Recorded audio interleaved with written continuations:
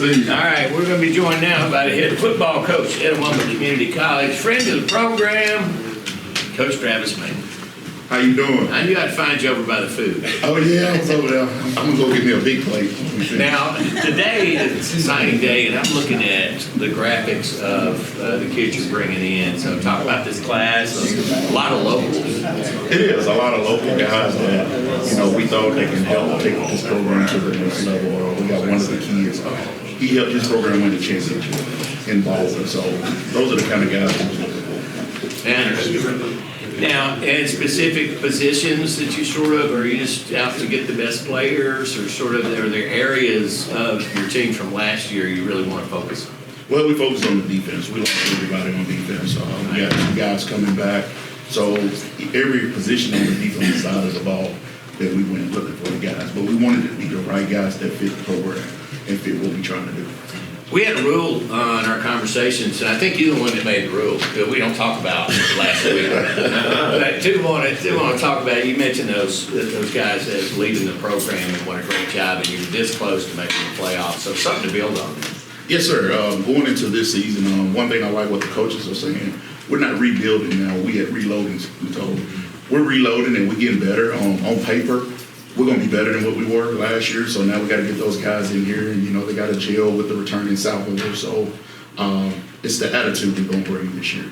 It's got to be a championship attitude, or they won't be here. Sure. So you mentioned the kid coming in from Baldwin, kind of rebuilding a defense that was really, really good last year. What do you think about our offense going forward from last year to this year? Obviously, you don't want to go backwards. So what are you excited about building on for next year from the offensive side of the ball? Well, the biggest thing is our offensive line. We have 6 offensive linemen in here now, 4 returning starters, and we have a kid he's a bounce back from Vandy. So we're bigger, we're stronger. So, they had a year of experience. So I'm very excited about the offensive line. And also the running back position. We got 2 returning guys that played a lot of football. Each one of them rushed over 500 yards. Tyron Mosley, he's coming back. He was all-conference honorable mention. So to have those kind of guys coming back for next year, we're really excited. We brought some quarterbacks in here. They got a battle for the job, but I'm excited about spring ball. You like a quarterback competition, don't you? Oh, yes, sir. You told us that before. Iron sharpens iron. Right. Yes, sir. Speaking of spring, the calendar you got a disadvantage in some ways. You don't have all your roster here, do you, for spring? Well, we have the offensive roster here, so what we'll do, we'll get the offense out there and make sure that we don't get anybody hurt. But I do want to be physical. So this spring, we're going to be physical. We're going to bring a guy in, and for 1 week, we're going to go military style. There we go.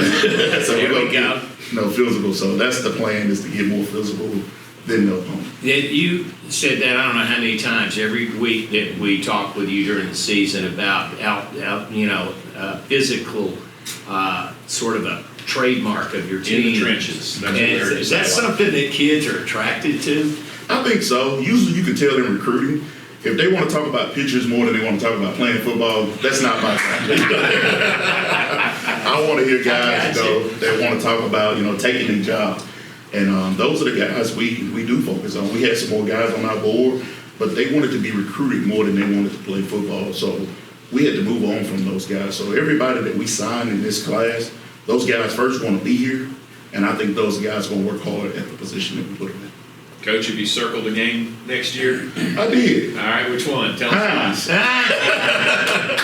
gotta get them. Yeah. Y'all know me, just like last year, I take one game at a time. So after today, everything focuses on Hines. They got a new head coach over there, and I'm excited to go against him. So I look forward to going against him. And so Hines is the only team on my schedule. Yeah. Well, I know that, ICC, and I saw in our notes, has the tradition of players moving on to, Division I and into the NFL, but some Super Bowl veterans have come from Etowah. Yeah, Slay, he gave a really good shout out to ICC last night. I don't know if everybody's seen it on the news, so I want to give him a shout out. Good luck this weekend. Go bring that trophy back. We're going to be cheering you on from ICC, so, represent us well. Right. And third in history, right?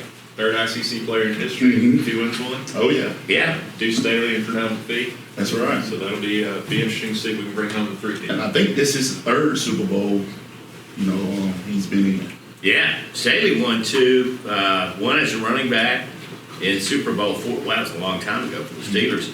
It doesn't seem like he's been, that's it, wow. One as an assistant and a running back coach for the Eagles. And McPhee, outside linebacker for the Ravens in Super Bowl 48. That's right. So quite the tradition. All right, let's talk about the game a little bit. Who you got? Ooh.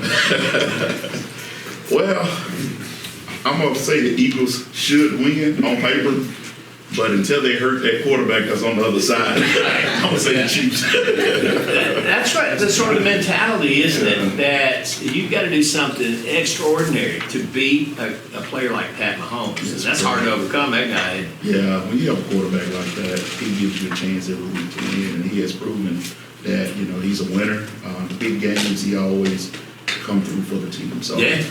it's not going to surprise me if they win. It wouldn't surprise me a bit if you let him down with under 2 minutes to go, Coach, and just ruined it for everybody. Ruined it for everybody. Something, yeah. Well, Coach Travis Macon, and I know it's a busy day for you. We appreciate you. We look forward to our visits this coming season, sir. Well, thank you. I look forward to it, too. We was on the road, so Yes, sir. this time I want to be 9-0. There we go. So, Tribe. Yeah, Tribe. Macon.